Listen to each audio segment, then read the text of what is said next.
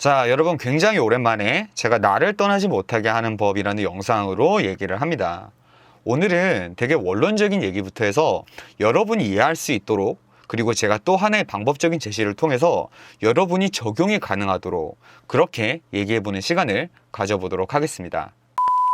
여러분, 상대방이 나를 떠나지 못하게 하려면 기본적으로 어떤 조건이 충족이 돼야 하죠? 상대방이 나를 열렬하게 사랑을 해야 되죠. 상대방이 나를 너무 사랑하다 못해 내 곁에서 떠나지 못하게 하고 싶어서 여러분이 지금 이 영상을 보고 있는 거죠. 먼저 그만큼 여러분이 상대방을 사랑하다 보니까 그 사랑을 지키고 싶은 마음에 어떻게 하면 나를 떠나지 않고 나를 이 사람이 끝까지 사랑해 줄까라는 고민을 하고 있는 겁니다. 자, 그럼 좀 더 심플하게 가볼게요.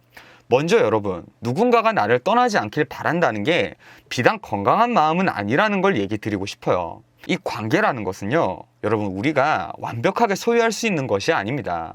내가 자유로운 만큼 상대방 또한 자유로운 것이고, 그렇기 때문에 이 관계를 완벽하게 통제를 해서 이 사람을 정말 나만 바라보게 해야지라는 것은 절대 건강한 생각일 수가 없어요. 이 절대 여러분 지금 뭐 나쁘다라는 것은 아니지만 이 생각이 상대방에게 집착을 불러오고 상대방이 행동이라도 변하면 이 사람이 지금 사랑이 변했나 의심하게 되고, 또 이런 의심들이 상대방과의 관계에 직접적으로 악영향을 주고 그런 상황들이 발생을 합니다. 너무 사랑한 나머지 그냥 곁에 두고 싶었던 것 뿐인데 상대방은 옥죄인다라는 느낌을 받고 여러분을 떠나버리는 겁니다. 억울하죠. 너무 사랑해서 나도 사랑을 받고 싶었던 것인데 또 그 사람도 나를 사랑하는데 떠난다니. 자, 관계의 집착을 조금만 내려놓고 보면요, 그 사람이 나를 떠나지 않게 하고 싶다면 그 사람을 너무 구속하고 옥죄일 것이 아니라 그 사람이 나를 열렬하게 사랑할 수 있도록 내가 그런 말과 그런 행동들, 그런 행위들을 선택을 하면 됩니다. 그럼 상대방이 나를 사랑하게 만들려면 어떻게 해야 되냐? 여러분이 사랑받을 만한 사람이 되면 됩니다. 자, 약간 원론적인 건데 여러분, 상대방한테 사랑을 달라고 요구를 하죠. 왜? 불안하니까. 이 사람이 떠날까봐 불안하다 보니까 상대방한테 우리가 요구를 하게 됩니다. 근데 과연 요구한다고 해서 상대방이 갑자기 사랑이 생기나요? 아니죠. 오히려 관계에 피곤함이 더해지고 이것으로 인해서 관계에 균열이 올 수도 있죠. 즉, 사랑이라는 것은요, 상대방 스스로 능동적으로 느끼고 생겨나도록 우리가 여건만 조성을 해야 하는 것이지 수동적으로 우리가 강압한다고 해서 얻을 수 있는 것이 아니라는 겁니다. 그럼 우리가 사랑을 받기 위해서 어떻게 해야 하는지 이 수많은 방법들이 있겠지만 제가 오늘 얘기할 방법은요, 상대방한테 감동을 주는 방법에 대해서 얘기를 해볼 겁니다. 자, 여러분, 감동이라는 것은 생각보다 이 어마어마한 메리트가 있어요. 이게 감동이라는 단어가 식상해서 그렇지, 여러분, 우리가 감동을 받을 때 그 순간의 감정에 대해서 한번 상기를 시켜보세요. 평소에는 우리가 쉽게 느끼지 못하는 강한 감정이다 보니까 우리가 거기에 대해서 어떻게 하게 되나요? 의미를 막 부여하게 되지 않나요? 예를 들어서 우리가 어떤 여자한테, 어떤 남자한테 감동을 받았어요.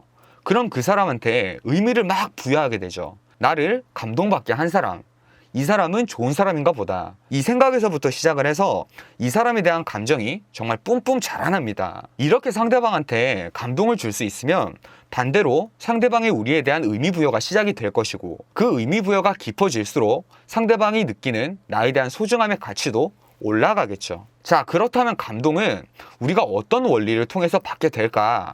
감동은 일반적으로요, 우리가 예측하지 못하는 상황에서 일반적으로 겪지 못하는 긍정적인 자극이 올 때 우리가 감동을 받게 됩니다. 예를 들면 예상하는 상황, 뭐 생일에 남자친구가 꽃을 주는 것에 대한 그런 감동보다 데이트 중에 생각도 하지 않고 있는데 지나가다가 꽃을 보고 그냥 지나갔는데 카페에 잠깐 앉아 있었는데 남자친구가 정말 땀을 뻘뻘 흘리면서 그 꽃을 사왔을 때, 그때 우리가 더 큰 감동을 받게 됩니다. 이렇게 이 감동이라는 건요, 의외성과 희소성이 동반된 상황에서 그때 감동이 생겨납니다. 자, 근데 여기서 중요한 게요, 감동을 줄 때는 상대방 입장에 대해서 심히 고려를 해야 돼요. 내 입장에서는 감동을 주는 거라고 무턱대고 밤에 연인의 집으로 찾아갑니다.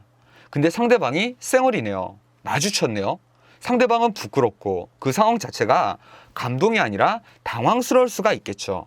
내 입장에서는 감동을 주려고 했던 건데 상대방 입장에서는 전혀 아닐 수도 있다는 거죠. 여러분, 이런 것들을 우리가 일반적으로 얘기할 때 센스가 있고 없다라고 얘기를 하는 겁니다.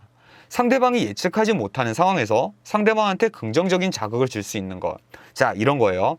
예를 들면 남자친구가 어떤 물건을 하나 샀어요.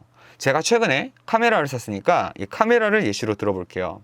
근데 내가 그 어떤 기대도 하지 않고 있을 때 어떤 여자가 카메라에 관련된 액세서리를 선물해 줍니다. 그럼 제가 생각도 하지 않고 있다가 이 사람이 나를 알고 나한테 관심을 가지고 나를 생각해주는 마음으로 그 선물을 준 거니까 감동이 오는 거예요. 근데 만약 예를 들어서요, 우리가 새로 이사를 갔어요. 그럼 그 집에 오면서 집들이 선물을 주는 것, 이것은 정말 감사하고 고맙고 그렇긴 하지만 우리가 감동을 쉽게 받지는 않는 거예요. 왜? 누구나 집들이 오면서 선물을 준다라는 것은 우리가 예상을 할 수가 있으니까, 의외성이 없으니까. 여러분, 이런 에피소드들은 우리가 생각을 조금만 깊게 해보면요, 누구나 만들 수가 있어요. 생각보다 우리가 우리 연인들한테 그렇게 감동을 주고 살지 않았을 겁니다. 연애 초반이나 그 열정에 힘입어서 상대방의 감동 몇 번 받다가 나중에 가면 내가 주는 게 아니라 받으려고만 아우성을 치고 있단 말이에요. 자, 오늘의 정리. 상대방이 나를 떠나지 않게 하고 싶다면 먼저 내가 사랑받을 수 있는 사람이 되어야 된다. 주인장의 오늘의 추천은 상대방에게 감동을 주는 사람이 되라는 것인데, 감동이란 상대방이 예상하지 못하는 의외성이 있는 상황에서 상대방이 긍정적인 자극을 받을 때, 그때 상대방이 감동을 받는다. 그리고 감동을 주려 할 때는 어디까지나 상대방 입장에서 고려를 할 것. 자, 여러분, 우리 감동을 통해 내가 사랑하는 사람이 나랑 있는 게 너무 좋아서 우리를 못 떠나게 하자고요. 자, 여러분, 오늘도 행복한 연애 하세요.